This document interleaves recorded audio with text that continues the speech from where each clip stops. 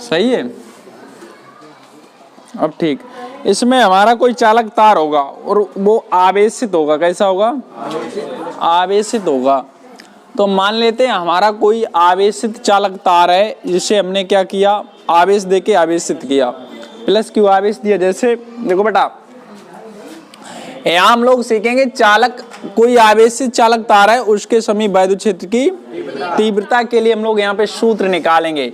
तो इसमें हम लोग मान लेंगे कि हमारे पास कोई एक चालक तार है। क्या है? चालक तार है।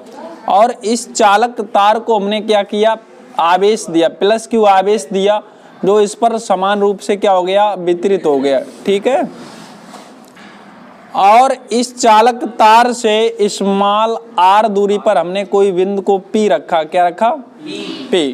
और इस बिंदु पर हमें क्या करना है, वैद्युत क्षेत्र की तीव्रता के लिए व्यंजक निकालना है। तो इसके लिए हम लोग क्या करते हैं, एक गॉसियन पृष्ठ की कल्पना करेंगे। एक बेलनाकार गॉसियन पृष्ठ की क्या करेंगे, कल्पना करेंगे।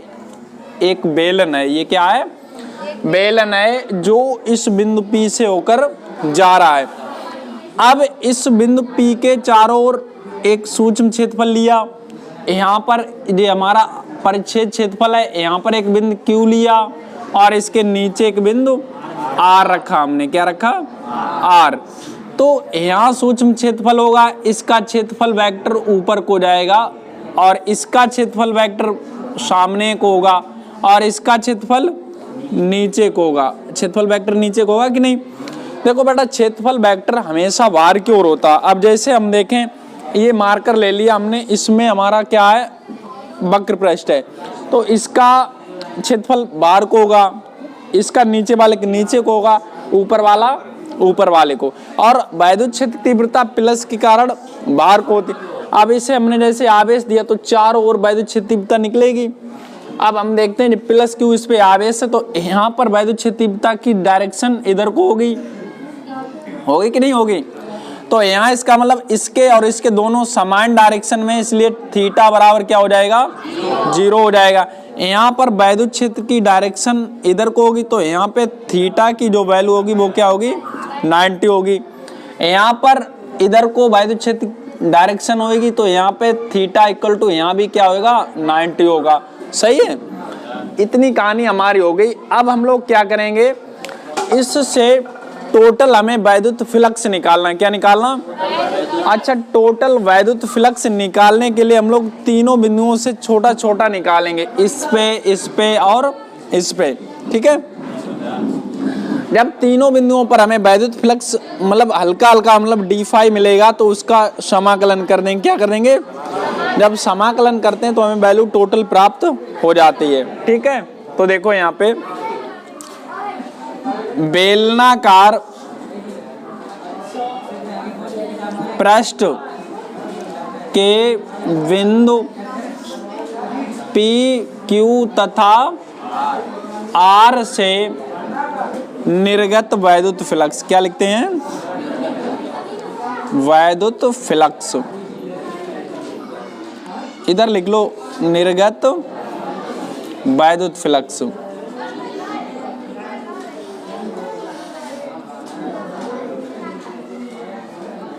यहां से कितना निकलता है, तो d फाई ई बराबर d फाई ई कहां से निकालते हैं हम लोग, P पहले Q पे बिंदु, कहां पर, Q पर। ठीक है। Plus d phi E P पर, है ना, और प्लस d फाई ई कहां पर, R पर। सही। ऐसे मतलब P Q R। ठीक, तीनों बिंदुओं से हमने लिख लिया। अब समझो, d फाई ई बराबर,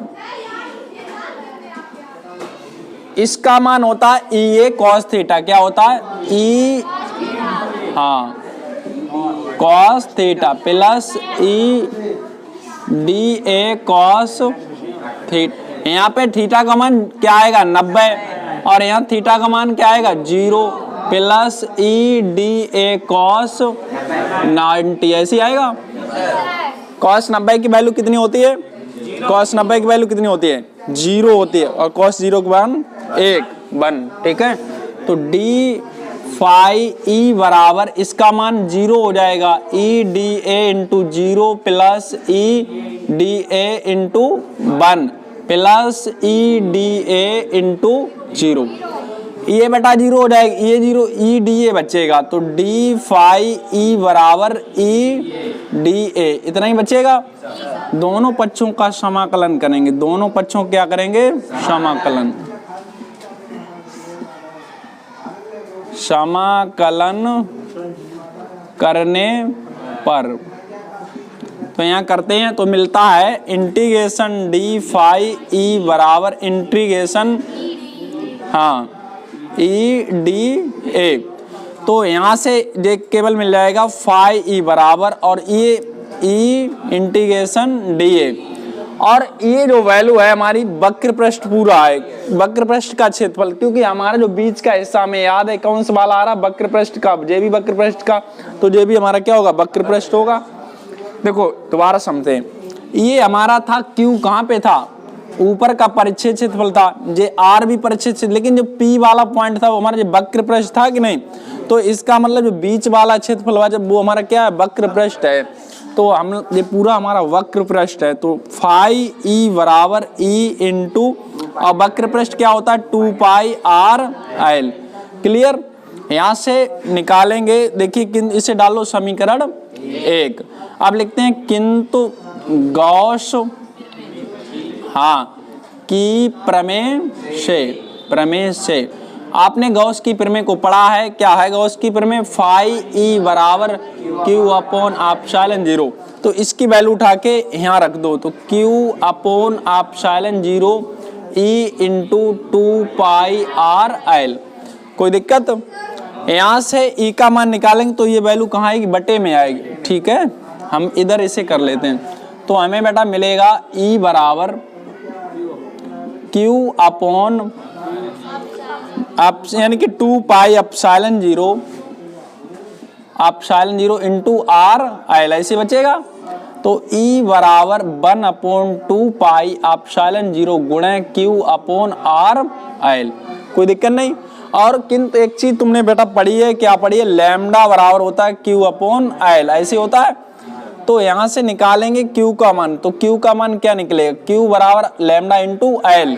तो ये वाला मान उठा के यहाँ पे रख दो, तो ई बराबर मिलेगा 1/4 पाई एप्सिलॉन 0 लैम्डा एल बटे आर एल। कोई दिक्कत नहीं, एल से एल क्या हो जाएगा, कट जाएगा। तो ई बराबर 2 यहाँ क्या होंगे, 2 होंगे। तो 1/2 pi epsilon 0 lambda upon R, ये तुम्हारा आंसर आ गया न्यूटन प्रति कूलम। अब इसी में ऊपर 2 का गुणा कर दो, नीचे 2 का भाग लगा दो, तो तुम्हें मिल जाएगा ई बराबर 1/4 pi epsilon 0 2 lambda upon R. देखो ये दोनों एक ही चीजें हैं, अगर इसे 2 से काट दे तो वही बचता है, लेकिन हम क्या ऐसे इसलिए करते हैं क्योंकि इसका मान हमें जानकारी है पहले से। 1/4 पाई एप्सिलॉन 0 को 9 × 10⁹ न्यूटन प्रति कूलम, ये इसका मात्रक हो गया। अब तुम्हारा ये क्या हो गया, सूत्र हो गया। इसे आप नोट कर लीजिए, समझ लीजिए, फिर हम लोग आगे बढ़ते हैं। ठीक है।